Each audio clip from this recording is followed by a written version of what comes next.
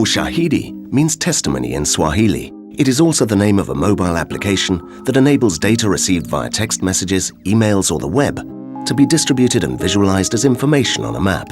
The objective is to provide free information in a crisis situation. Ushahidi is a website, but it's really the Ushahidi platform that's been customized in a way for election monitoring and crowdsourcing at the same time. We're using it here in Kenya as kind of a first try on a regional level for the Kenya referendum. When the post-election violence broke out in Kenya, I had been covering the election quite a bit on my blog. And in that process, the disconnect between what I was hearing from my sources and what was happening in the media was very wide. And then so I posted the idea of what then became Ushahidi onto my blog. And then Eric got in touch. What works here, we can then replicate in other countries around East Africa. Simply because we're a nonprofit tech company. We actually don't interface with election monitoring groups that much. So we're partnering with organizations that do. So SODNet, local Kenya organization, the Social Development Network, has amazing relationships. They're good on the tech side as well.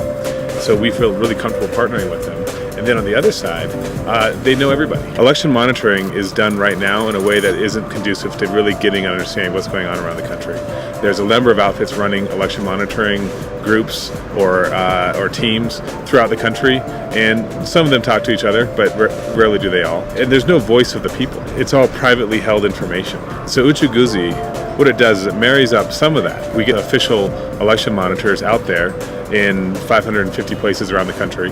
But then we have this platform that's set up there for anybody to use. And so it's something that extends what election monitoring groups are doing. We think of it as kind of the next step, making election monitoring more efficient and maybe better as well over time.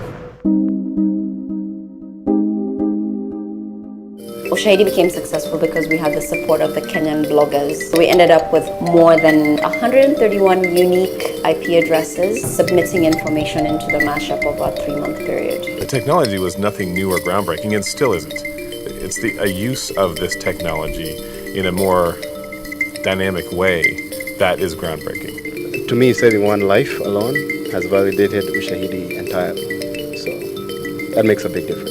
I'm completely satisfied.